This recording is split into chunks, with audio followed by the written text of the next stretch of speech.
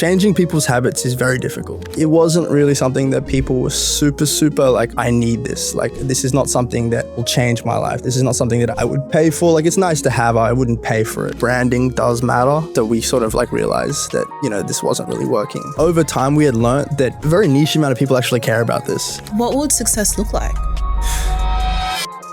Hey crew, let's talk about the climb and not just the peak. If you've ever opened your laptop and felt personally attacked by the number of messages waiting for you, you'll understand exactly why Alex Melocco built Mira. He spent years engineering complex systems from legal AI to workplace safety tools to matching students with the right tutors, and he's seen firsthand how communication chaos breaks people long before it breaks products. Mira is his attempt to fix it. One intelligent feed that cuts through the noise and finally lets you switch off. Alex, welcome to Fell Tales. Thank you very much. Really excited to be here. When did you realize that you were more than an engineer? Because you come from more of a technical background, and then you realize that you were really a founder who's dipped his toes in several things. I have a weird background. So I actually did law as well. Stop it. Yeah, I did law and software engineering. Cool. So that was my sort of initial interest. So I did both of them simultaneously for a bit. I think, like, being honest, it was mostly because I didn't really know what I wanted to do. And, law is like the safe path, and software engineering was probably where I was really interested in. I'd done a lot of projects back in high school and stuff. But yeah, I think the first 2 years doing law, doing a couple paralegal roles here and there, I sort of realized that I wanted to be more creative, and it was something that I think was important to me. So went more down the software engineering route. So did some of more corporate positions, did some internships, got a grad role. And I think it was a much better experience. And in this time, I was also building my own things on the side. So I was also doing my own projects. I was actually working with Eric when I was, who's my current co-founder, when I was a software engineer at NAB.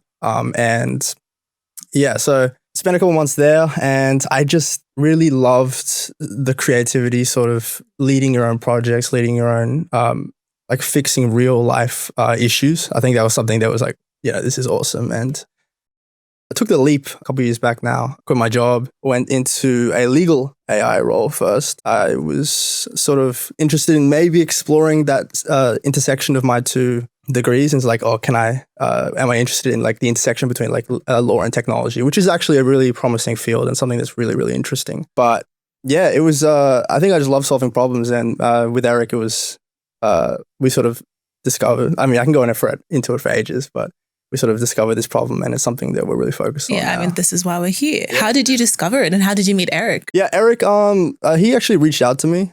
So he DM'd me on LinkedIn. I think he was already working on a project, and he DM'd me. I forgot exactly what he said, but we hopped on call, and we talked for a bit, sort of about like, personal aspirations. What do you want to do? What do you want to get out of, all of that, super. Sounds a bit like dating. Yeah. It kind of was, honestly. But yeah, I think we just had really similar visions, not sort of how we approach things, but just like long-term for what we want in our own lives.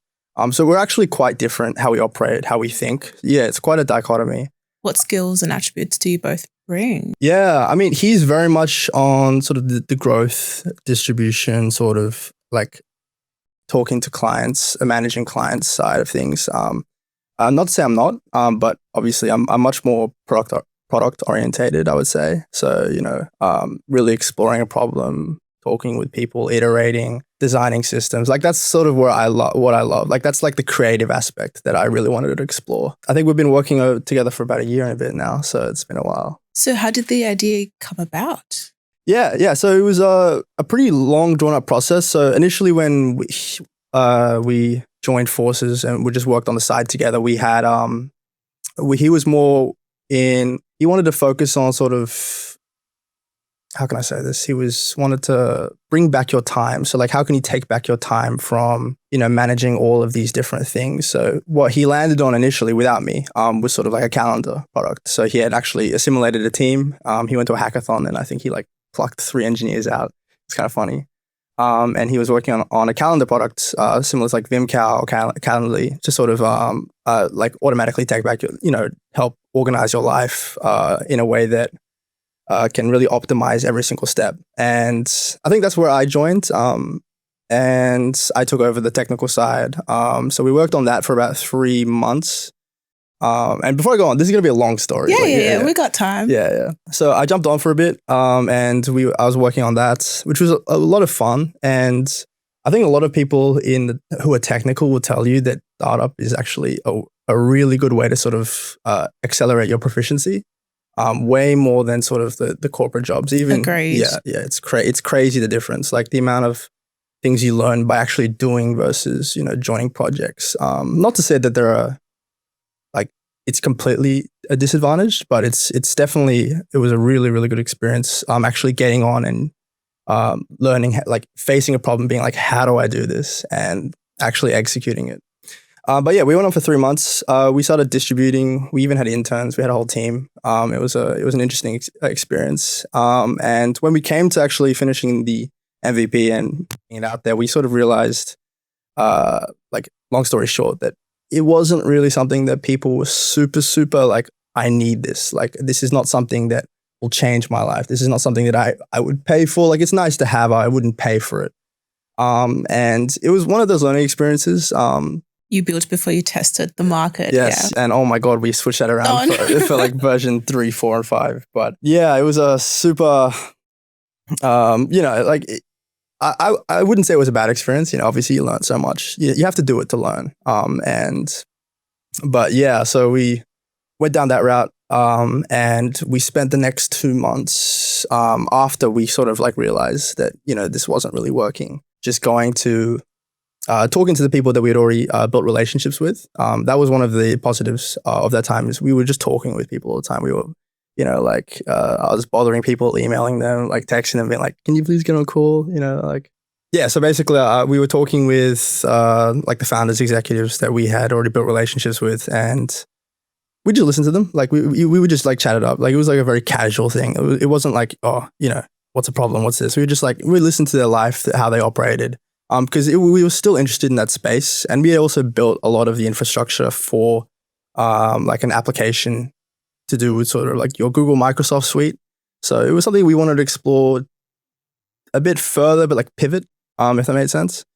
And yeah, so about a month and 2 later, we'd done hundreds of calls. And it was, I think one of the main like themes that had come out that was there was just so much chaos when you're building your own business, when you're trying to start your own thing. Like I'm sure of all people you would know, right? Like, like following up with leads, how like, has this person responded? Like, where did I text this person? What did I communicate to this person about? And just like like it seems like a small task, but over time it's something that compounds and builds, and it's what causes burnouts. It's what stops you from focusing on what is really important, which is your business. And with all this new technology that's arising, it's like, this doesn't have to be the case, right? This is something that we can fix. This is something that we can automate or just make easier. And amongst all of that, there was a lot of different ideas we had, but amongst that, we built a couple of prototypes and we landed on, okay, like centralizing your communications, right? So managing leads, responding, tracking relationships, like that's something that we're like, okay, why does we have CRMs, of course, which are very manual. Like there's more automatic CRMs, but they are all manual. There's not like a state of the art thing you never have to touch. Meeting notes are cool. Again, it's a lot of bloat, like just taking notes. It was just too much. Yeah, so corporate as well. Yeah, super corporate. And we were like, okay, like we need to be as simple as possible. We need whatever we're building to be as simple as possible, as hands-off as possible, and just easy to use. And I'm not saying the current version of Mira is like what we landed on immediately. There's a bunch of other things, like there's a bunch of other cycles, which I won't. Which is normal. Yeah. But I think the main theme of like, how can we contain like that chaos of communication? How can we like unify the fragmented channels? How can we make this easier, more effective, so you can focus on your business?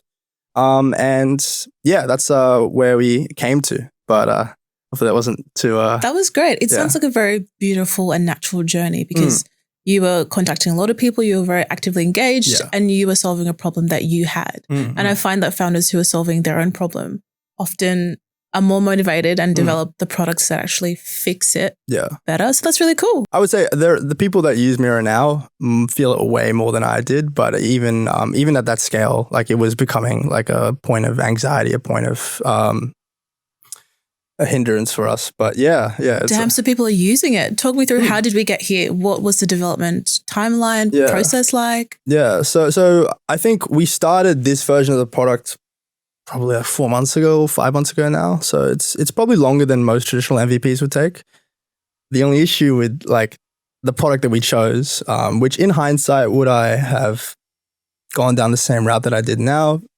Like, I don't know. Like, but there's a lot of infrastructure that it takes to joining your WhatsApp, to your LinkedIn, to your Google, your Microsoft. That was going to be my next question. What platforms is it joining? Yeah, so it's so currently we have, of course, your Google Calendar, your Gmail, Outlook, Slack, WhatsApp, LinkedIn, and we have Meta and Instagram coming soon. But everything else is like currently in operation. But so it's we try to focus on like the professional stack, I would say. But yeah, we're definitely expanding.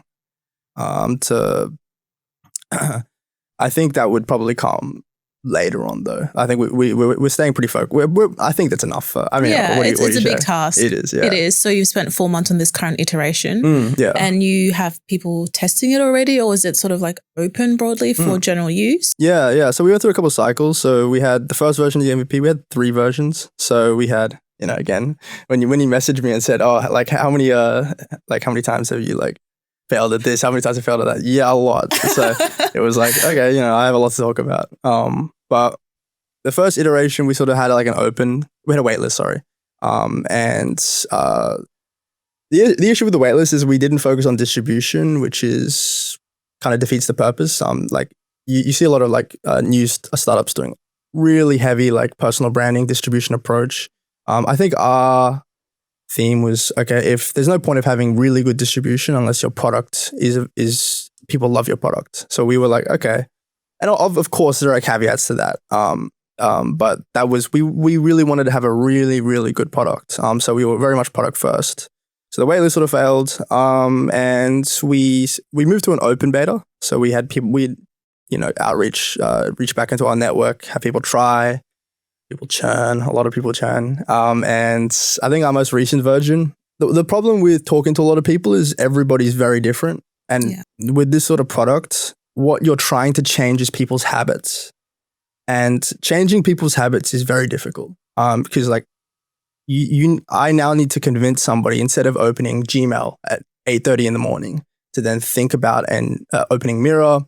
And that takes them learning the product, that takes them doing the mental switch to this single workflow, that takes them connecting their apps, that takes them their money. Like it's all of these things. I've learned that it's not as simple as like, oh, our product is better. You know, it can be better, but is it so much better that you can tell these busy people you need to change your entire workflow and change it to this because it will do this, this, and that. Right? It was a very difficult thing for us to do. And we're still doing it. But what we did is by the third iteration of the unified communications version of Mira, we realized, okay, people are telling us too many different things, right? This person, wakes up at 7 a.m. and wants a morning brief, and this person doesn't look at it until night and doesn't care about that stuff, but wants this platform, this platform, this platform. You can probably tell where that's going. Like everyone's so different, and it's a really interesting thing.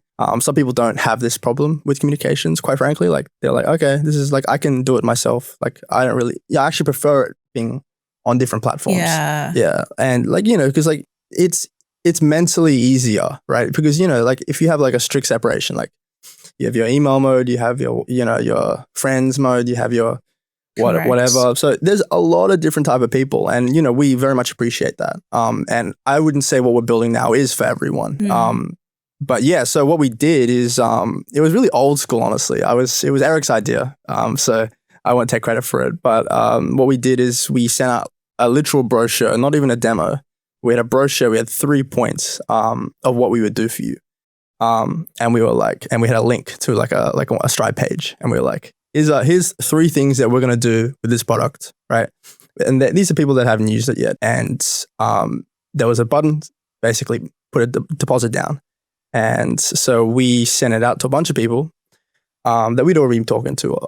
So we had sort of built a rapport of what we were trying to do, and yeah, we got a couple of people are paying down payments. Nice. Yeah, so it was. So they believe in what you're building, which is really validating. I think it was necessary almost for us to figure out, okay, like who actually cares about this issue? Because, like people are very nice. They'll hop on call you and say, oh my God, it looks so good. Yeah, they'll encourage you. Yeah, but And they're like, I'd love it if it had this and that. And, of course I appreciate those like comments and, but it's different when they put their money towards exactly, it. Yeah. It's like, would you actually pay for this? Like, are you actually someone who is feeling this issue, is someone who is desperately needing this solved? And those were the type of people we wanted to find. And it's very different from sort of the approaches you're seeing nowadays, which are like, I'm sure you've heard of like those like SF startups, even in a lot in Sydney now, which are doing great, by the way,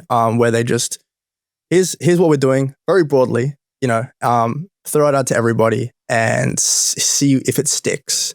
And again, that approach definitely works and could work. For what we were building, it over time, we had learned that a very niche amount of people actually care about this, enough to the point where they would pay. And getting that validation, I think, was one of our major milestones. We were like, okay, like, wow, like these people actually do care about this issue. This is something that we can really focus on. And that sort of drove the next month of our product iteration. And just now we're starting to onboard all of those users, which is exciting. We had a little mishap on the first onboarding call. Ooh, what happened? I don't know if something didn't work. But is it still too fresh? No. This is a couple weeks ago. But yeah, it's obviously fixed. But it was, I think compared to what I was doing before, sort of down like that corporate route, like this is even failing with this, even with the security being obviously a lot lower than probably like a traditional like software engineering job that, I had lined up for myself. I think I was on route to, even though the job market's not great for software engineers, I would say I was in a pretty good position. But yeah, this is just, I don't know how you would feel about it, but it's so much more fun. Like even when it fails, it's fun. Yeah, because it's on you. You're building this. You have full autonomy. Yeah, I completely understand how you feel. Yeah. Even when I worked at other startups, exploring, sort of like the legal tech side of things, I think it was that feeling of ownership is something that I think is really valuable to me personally. And so owning the failures, owning the success, owning that, you could call it probably conceited, but I think that's something where I'm like, okay, this is what I really enjoy doing. Yeah. But yeah, hopefully I didn't go too far off. It's super fascinating. Yeah. You built Tutor Match and I believe that was your first key thing that you built. Yes, yeah. How was that process like and what did you learn? That was the first ever project I undertook. Obviously I did my own personal projects, but like projects where we were actually trying to get users on. And it was something that obviously was, a lot of uni kids do, like the tutoring businesses. Like, so I'm not going to claim that I was super unique, but like there's all the tutoring AI things now. But what we were trying to build was sort of a better marketplace for students. I was working with one other person from uni, and it was an interesting approach. And you could tell I was inexperienced because it was a product I created that had no inherent problem to it. But it was more of like, this would be cool if you had this, right? And what I learned from Tutor Match, I'm very glad I did it because, I feel like I don't regret anything. I feel like every step you take is your step to where you want to go. And it's important that you make those steps. So I don't regret doing it, even though it was a complete failure. But it was, hadn't realized before I started Tutor Match how difficult it is to curate a marketplace, which is what it was. It was a marketplace. And the value of a marketplace is the people and the people on it. And there's a very like unique balance in a product like that, being that you need the tutors to be on, but the tutors won't be on unless there's students. Yeah. And the students won't be on unless there's tutors. It's a catch-22. Yeah, exactly. Yeah. So it's I'm not saying it's impossible. Like Air Tasker obviously is one of the most famous Australian stories. I think they're Australian. They are. Yeah. And there's a bunch of like different tradie ones and stuff. But like it was, I think for those marketplaces, they had found a problem, which is what probably made them successful. Being like, okay, people were drawn to that. And you can slap AI on the front of everything all you want, but it doesn't really matter unless there's something that, either you can earn people money or there's a huge problem in the market. And I don't think ours was compelling enough for us to move much further with that than it did. So what did you learn from that? Were you initially just drawn to building something and the tech side, or did you see a potential problem? Yeah, I did see a potential problem, which is the interesting part. Well, because I'd worked as a tutor, obviously. Like a lot of course, you're very smart. I wouldn't say that, but I was a tutor for 3 years, and you get paid pretty well compared to sort of like your normal jobs, but there's a large percentage of that is not that goes up the chain to sort of the companies, the hosts, and for even like those companies that do, I don't want to name names, but those companies that like outsource sort of the students, but like don't have their own on-premise sources. Like it's almost a marketplace, even though it wasn't, but they took like something like 70% of the revenue, from the students. And we were like, okay, obviously this is too much. You're taking too much. And as a student, I was like, okay, can we switch this around? Can we make this more of a place where we could help you gain students whilst also giving you as much of the profit as possible? Like somewhere more in the realm of like 90. And but it's when you work on a problem for like a while and you sort of convince yourself that there is a problem, especially after you've invested so much time into it. Yeah. I think that was one of probably my biggest personal flaws, is like I get so invested in this. Is like, this is such a huge issue. Like, oh my God, everyone else there's no other problems except this one. And that's what happens when you spend a couple weeks, couple months working on something, is you sort of like lose, I wouldn't say sanity, but like you lose like grip of like what are the people saying? Like what are the people actually suffering from? And there just wasn't of course it is an issue, and I'm sure someone will solve it, and maybe it is solved. But I think for that specifically, we had just convinced ourselves of a problem that probably wasn't as prominent or in that form as we interpreted it to be. Or maybe it wasn't the right solution for that problem. Yeah. Either or. Yeah, it's definitely a big trap for a lot of people, I would say. For sure. Yeah. How did it feel like when you made the decision to just close it down and pivot into something else? Yeah, it was one of the most awkward things I've ever done, honestly. Really? Yeah, it sucked. It really did. Like I've only worked 50-50 with in my own projects. And it's one of those things is like, okay, your livelihood is now dependent on my performance, and you're spending so much of your time, right? For nothing unless it succeeds. And so there's sort of like a codependence that forms, like a relationship, as you say, I said earlier. And I think for me personally, this sounds like psychotic, but like I feel more like empathy for that. Like I feel, how do I phrase this? I feel more of a personal burden that I have to succeed, right? Because I'm working with this other person, it's up to me. Like I have to work as hard as I can every single hour of the day. Because it's not just me that You're more accountable. Yeah. I'm accountable for Eric now, and I'm accountable for that person, who I'm working with. And it's been like it's a personal thing, I would say. I'm sure a lot of other people experience this as well.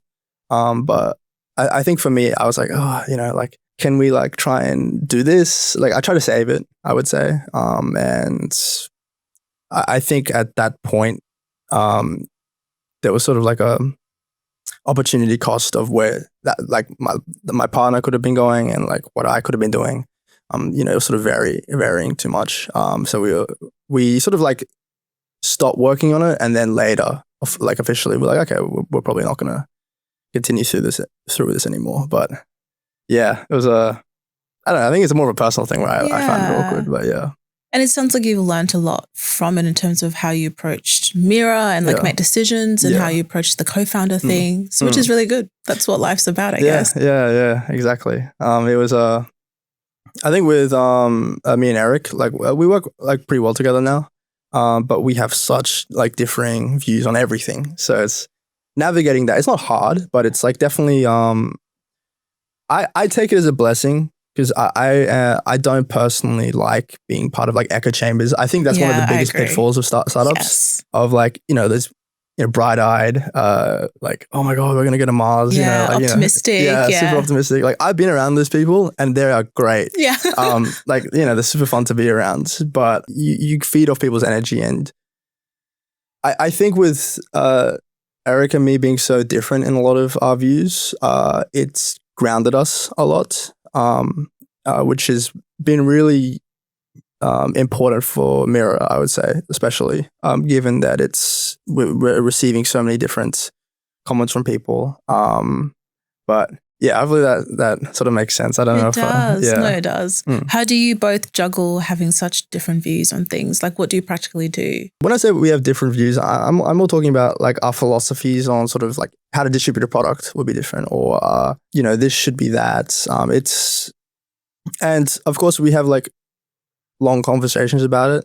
So of course we meet every single day, and whether it's online or in person, and we have like regular meetings. We have sessions where we just align. I think one of the bigger things is, especially with two people working on such different parts of Mira, we sort of like deviated on like our thought process. So that was one of the earlier problems, was like, oh, I thought we were doing this. I thought that this was the strategy. But since we hadn't talked for like 2 weeks, since we're just focusing on our own thing. And 2 weeks is a long time in startup land. A lot can pivot in that time. So that's fair. Yeah. I mean, Mira looks different, completely different now than it did 3 weeks ago. Wow. So it's a really interesting process, but I just love learning about it. It's every day you learn something new, and every day, and I know that's such a cliche thing to say, but it's, I think it's one of the most rewarding things I've done personally. Not sure about yourself, but I'm sure starting this would have been really cool as well. I agree. Honestly, if you had told me even 2 years ago that I'd be doing a podcast, I would laugh, because I hate being on camera. Yeah. I hate the sound of my voice. Yes. And having a podcast means putting yourself out there and like contacting people you don't know. So it took a lot of self-development, but it's honestly my favorite thing ever. Oh, really? I look forward to it and I genuinely enjoy it. So same, I've made so many mistakes and pivots, but it's the best thing when you're building something of your own. Yeah. And it's on you. And there's a lot of tall poppy syndrome in Australia as well. Yes, I talk about it all the time. It's crazy, right? Yes. It's not. I was so embarrassed even to be like, oh, this is what I'm doing. These are my achievements. You feel so awkward. Yeah. And it's like, you would expect people would be sort of like nice about it, or like, but I don't know if it's just Australians, but I think it's worse here. It's definitely worse here. I have friends in America who are, it's way better here. Yeah. But I think overcoming that is probably one of the best things you can do. I'm sure. And by the way, I don't think I've personally overcome it even. Like, me too. Yeah, like I haven't. I should have a lot more social media presence, a lot more, especially given that we're reaching the point of like we're our go-to-market is coming up pretty soon, which will be interesting. But yeah, it's definitely a big problem. It's a tough thing. Are you both building in public, or what's your approach? Because that's been a new cool thing to do. Yeah. How are you juggling that? We're not building in public so much. And I don't have a good answer for why. I think one of the reasons is branding does matter for us. And if people have a different idea of what we are 2 months from now, that could hurt us in distribution. Because like, I don't want to go to you and be like, hey, here's my cool unified platform where you can respond to your emails, WhatsApp. Like, honestly, nobody cares. Yeah. Like, that's not the point that they care about. If they don't really care about the product, unless the product's like a ChatGPT type of like revolution in technology, and we were changing it so much, I didn't want to establish a brand product wise before we had people who really love the product.